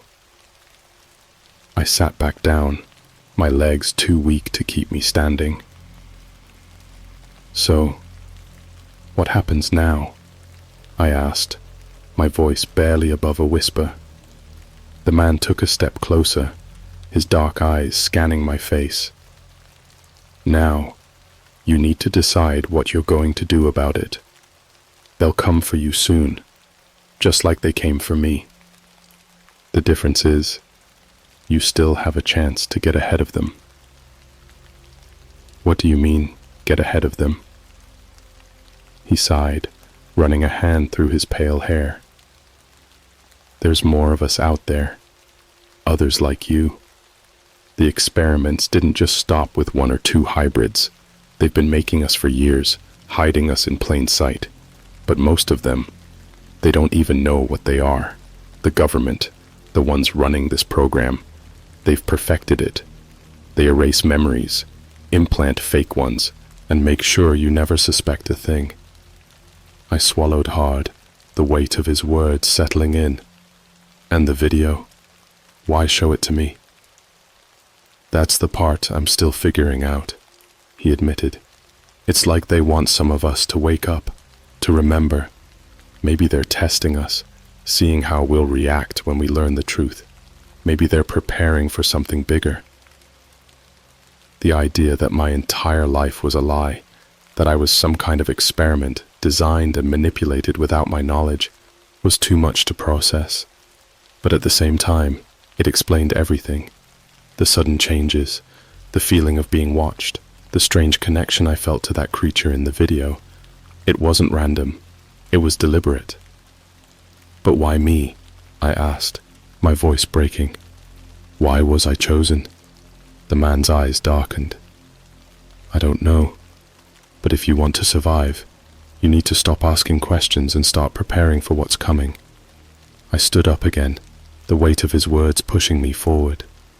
What do I do? I asked, desperate for answers, for some kind of plan. How do I stop them? He looked at me with a grim expression, his face unreadable. You can't stop them, not really, but you can slow them down, delay their plans. That's why I'm here. I've been watching you, making sure they didn't get to you before you were ready. My stomach twisted. You've been watching me? He nodded. For weeks, ever since the video was sent to you. I wanted to feel angry, violated even, but all I felt was fear. And what happens if they find me? The man's expression didn't change. They'll take you back, wipe your memory, reset the experiment, and start all over again. I felt a shiver run down my spine. The idea of being erased, of losing myself completely, terrified me more than anything. So what do we do? The man looked at me for a long moment before finally speaking. We run. It wasn't long after that conversation that we left the building. The sun was setting, casting long shadows over the empty streets as we moved quickly and quietly, staying off the main roads, avoiding any place where we might be seen. My heart was pounding the entire time, my mind still reeling from everything I had learned. I had so many questions, too many to even process, but I knew one thing for sure. The man was right. We had to run. We made our way through the city, blending into the crowd as best we could. Every time I glanced over my shoulder, I expected to see someone following us, another car, another figure lurking in the shadows. But for now, we seemed to be in the clear. After what felt like hours, we reached a small rundown motel on the edge of the city, the kind of place where people paid cash and asked no questions. The man booked a room, and we slipped inside, locking the door behind us. Once inside, the tension in the air was suffocating.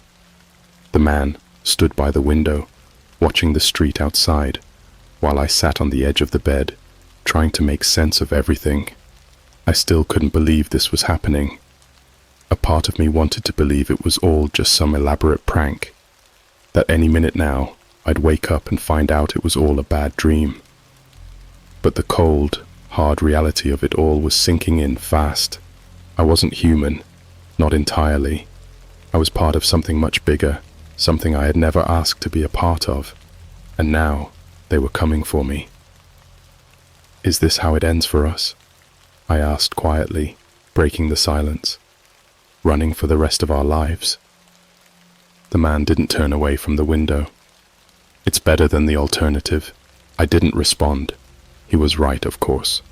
But the thought of living in fear, always looking over my shoulder, wasn't exactly a future I could accept. I needed to know more. I needed to understand what was happening to me, and more importantly, why. "What about the others?" I asked. "The ones like us. Can't we find them? Fight back?" The man finally turned to face me, his expression hard. "It's not that simple. Most of them don't even know what they are. And the ones who do, well, they've been running a lot longer than we have. You won't find them easily." "But there has to be a way," I insisted. "We can't just run forever." He sighed, rubbing his temples. "You don't get it, do you? This isn't some movie where the hero finds a way to take down the bad guys. We're up against something far bigger than either of us. You want to survive? You lay low, you keep moving, and you stay off their radar." I felt a surge of frustration, but I bit back my retort. He was trying to protect me. I knew that, but the idea of living like this, always in hiding, never knowing when they might find me, was unbearable. I had to do something. I had to know. But before I could press him further, there was a noise outside. A soft thud, followed by the sound of footsteps. The man's head snapped toward the door, his eyes narrowing. "They're here." The tension in the room snapped like a rubber band pulled too tight. My heart leapt into my throat as the footsteps outside grew louder. Whoever they weren't trying to be quiet. It was deliberate. A slow, steady rhythm meant to let us know they were coming. The man turned to me, his eyes sharp. "Stay quiet," he whispered, motioning for me to move to the far corner of the room. "They can't know we're in here. Not yet." I did as he said, crouching behind the bed, my pulse thundering in my ears. The footsteps stopped outside the door, and for a moment, everything went silent. The man stood perfectly still, his gaze locked on the door, waiting. And then, the handle turned. My body tensed, every muscle rigid with fear. The door creaked open just a few inches, enough to let the light from the hallway spill into the room. A shadow stretched across the floor. Whoever was out there wasn't rushing in. They were waiting, listening. The man slowly reached into his jacket, pulling out a small black object. A gun. I hadn't even realized he was armed. He gestured for me to stay hidden, then crept toward the door with measured, careful steps. My breath caught as I watched, the seconds ticking by in agonizing silence. My mind raced, playing out all the terrible scenarios that could happen. Would they shoot us on sight? Take us back to wherever this program had started? Would they wipe my mind clean, erase everything I had ever known? The door opened wider. Then, without warning, the man lunged forward, slamming the door shut with one hand while shoving his weight against it. The footsteps outside scrambled, but the man was fast, too fast. He locked the door in an instant, bolting it shut. A loud bang came from the other side, followed by muffled voices. I couldn't make out what they were saying, but the urgency in their tone sent chills down my spine. They weren't here to negotiate. "They know," the man said, his voice low. "We need to move, now." We didn't have time to grab anything. The window was our only escape, but it was old, rusted shut. The man didn't hesitate. He slammed his elbow into the glass, shattering it with one blow. The noise was deafening, but there was no time to worry about that. "Go," he urged, his eyes darting to the door, where the voices had grown louder. Whoever was out there was trying to force their way in. I climbed through the broken window, feeling the sharp edges of the glass scrape against my arms as I scrambled out into the cold night air. We were on the second floor, but there was a metal fire escape just beneath the window. I grabbed hold of it, my body trembling as I lowered myself down. The man was right behind me, moving with the same fluid, unnervingly quick motions I had seen before. We hit the ground running. The alley was dark, narrow, and empty, perfect for hiding, but not for long. I could hear the sound of the door above being forced open, the crash of footsteps following us. They were relentless, determined. "They won't stop," the man panted as we rounded the corner, heading into the maze of side streets. "Not until they get what they want." "What do they want?" I asked, breathless, my legs burning from the sprint. He glanced at me, his expression grim. "You?" We ran for what felt like hours, weaving through the back streets, dodging cars and pedestrians, trying to stay out of sight. The city felt alien to me now. Every face, every shadow, a potential threat. I couldn't shake the feeling that they were everywhere, closing in from all sides. Eventually, we ducked into an abandoned building, the kind that had been boarded up for years. We collapsed behind a stack of old crates, gasping for breath. The man wiped the sweat from his forehead, his eyes scanning the empty space. "They're tracking you," he said, his voice barely above a whisper. "They always find us, but if we can get far enough ahead, we might have a chance." I nodded, too exhausted to speak. My mind was a blur of fear and confusion, but one question kept rising to the surface, refusing to be ignored. "Why me?" I asked, my voice trembling. "What makes me so important?" The man looked at me, his expression softening for the first time since we had met. "You're different," he said quietly. "More than any of us. I don't know why, but you've been marked since the beginning. That video, it was meant for you." I stared at him, my stomach twisting. "What do you mean, marked? How could they know?" "They've been watching you your whole life," he interrupted. "Your family, your friends, they were part of the experiment too. You were never meant to know the truth, but something changed. The program evolved, and now they need you." I felt sick. Everything I had known, everything I had believed, had been a lie. My life wasn't my own. It never had been. "They won't stop," the man continued, his voice hardening. "They'll keep coming until they get you back. But you have something they didn't count on." I looked at him, confused. "What?" He smiled, but there was no warmth in it. "Your humanity." Before I could respond, there was a sound from the other side of the building, a door creaking open. The man's smile vanished. "They're here." Without another word, we moved, slipping through the shadows as the footsteps drew closer. I could hear them now, their voices low and steady, as if they weren't in any rush. They knew we had nowhere to go. We reached a side exit, but it was locked. The man cursed under his breath, fumbling with a set of tools as he tried to pry the door open. My heart pounded in my chest as the footsteps grew louder, closer. Then, just as the lock clicked open, a voice rang out from behind us. "Stop!" We froze. I turned slowly, my blood running cold as I saw them. 3 figures, dressed in black suits, their faces blank and emotionless. They stood perfectly still, watching us with eyes that seemed too dark, too deep. The man grabbed my arm. "Run!" We burst through the door and into the night, the figures following us, in eerie silence. My lungs burned, my legs aching as we sprinted through the empty streets. But no matter how fast we ran, I could feel them closing in, like shadows creeping closer and closer.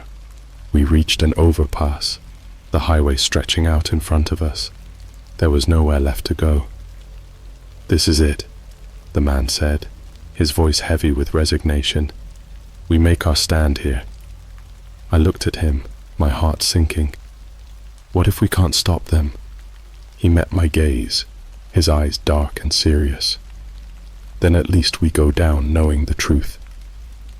The figures appeared at the end of the overpass, moving toward us with slow, deliberate steps.